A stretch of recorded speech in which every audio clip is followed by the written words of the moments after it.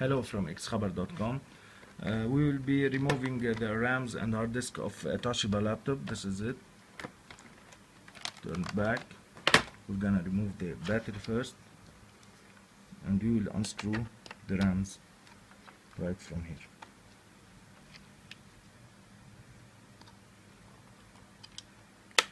Gently. These are the RAMs.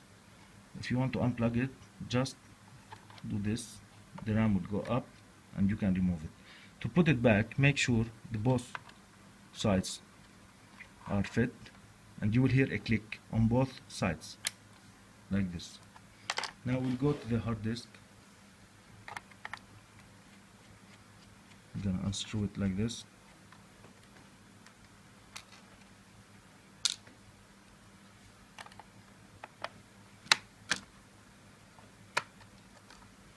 This is the hard disk.